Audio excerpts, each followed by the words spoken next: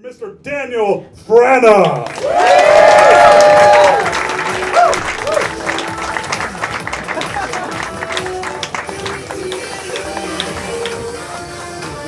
Yo, how's everyone doing? Hey, you should be. This is fucking awesome. So when I got here to the Beast Village, I ran into a bunch of comedians that I knew, but they didn't recognize me because my hair is long now. So I got a lot of people come up to you like, "Oh shit, you're that guy," and then they just walked away. But honestly, I'm growing my hair out because you know, like how when people have friends with cancer, they shave their hair out of solidarity. I'm doing something like that, where I'm not cutting my hair till that asshole dies.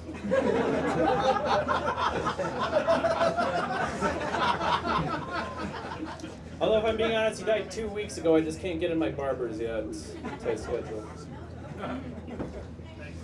I have a few important things I want to talk about. Number one, I'm here as a comedian, but also as the future sheriff of Iowa. You know, voting in November. Just write me in, Daniel Frana.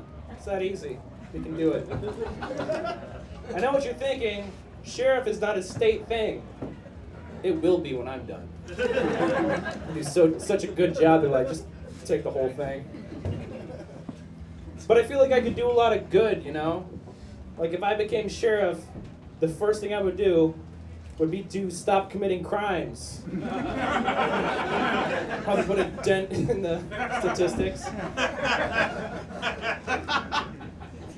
But like I'm trying to do it real underground, you know? I'm not gonna be flashy or anything. I'm not gonna have like commercials. The only advertisements I have is I spray paint dumpsters. I just spray paint them. If Daniel Frana was your sheriff, he wouldn't have put this here.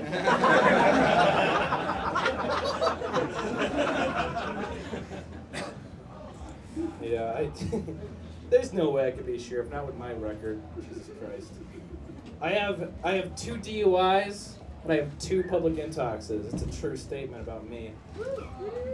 I live in Iowa City. I'm just an illegitimate child and a coke problem away from being on the football team.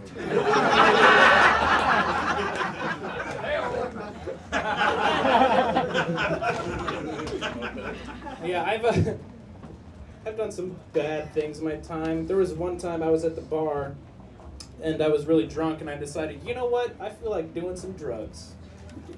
So I did what I thought you do when you want drugs, and I yelled out, "Hey, anyone got drugs?" That's not how you get drugs. Until 5 minutes later, one of my friends came up to me and said, "Hey, if you really want drugs, I got some birth control." And in my drunk head, I'm like, fuck it, yeah, why not? So I took 2 pills of birth control, I crushed them up, and I snorted them. That's a true story. $10 bill because I'm classy. Do you guys know what happens when you snort birth control? You immediately get an awful headache, and your nose just starts bleeding. But to be fair, it's a much more lighter and manageable flow.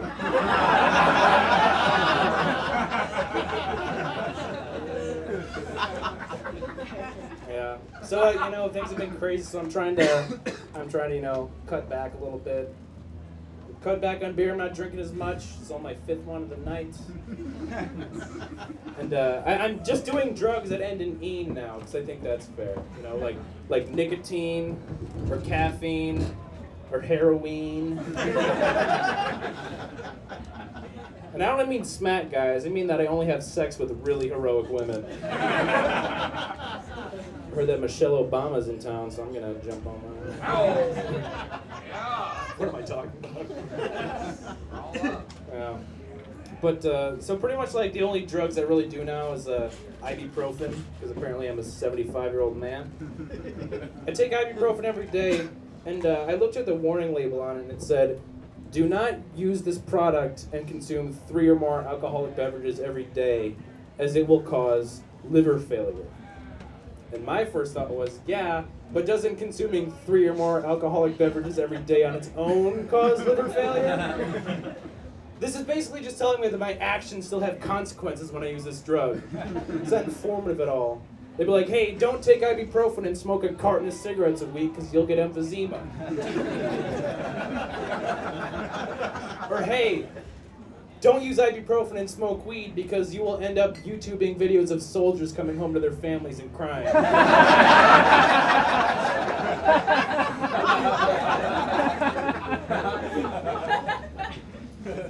I don't like. I really have never really smoked weed. I don't like it because there was one time I smoked weed, and it was Halloween a couple years ago, and I went to a party and I didn't have a costume, so I said in lieu of a costume, I'm just gonna pretend to be Irish all night, put on my worst accent, and I convinced these two ladies that I was Irish. And I said, hey, do you want to come back to my place and smoke weed? And I said, yeah, of course, why don't I teach you guys? So then I got to their place and I was smoking with them, and one of them had a pet rat. And they thought it would be funny if they took that rat and put it on my shoulder. And my first thought was, after I felt it on my shoulder, I'm like, Daniel, you're just high, there's nothing on your shoulder, you're fine. And then I looked over, and I just said, Christ on a cracker! And I threw it across the room. It landed on the couch. I think it lived, I don't know, because I just walked away. I just got up and left. It's a true story. And I don't feel bad about their rat. I just feel bad, like, now they have a reason to hate Irish people. It's like everyone hated Irish people in the past, but now they're like, oh, these fucking micks, I don't know, they're just killing rats everywhere. Oh, I guess they're hungry or something.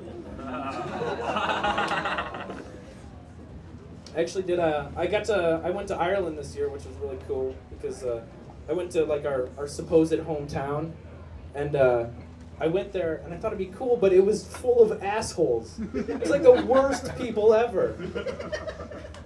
And the weird thing about this town was apparently there was a huge problem with depression and suicide. So they had these posters up for an organization to help prevent all that. It was called Save Our Sons and Daughters. The acronym of that is So Sad. Who's the fucking asshole who came up with that? It's just like, we need to curb this problem right here. Anyone have any ideas? Hey, I got an idea. Shut up, Reggie. We don't want your ideas. You killed it with the bulimia campaign with Purge, so. All right, that's my time. Thank you guys very much.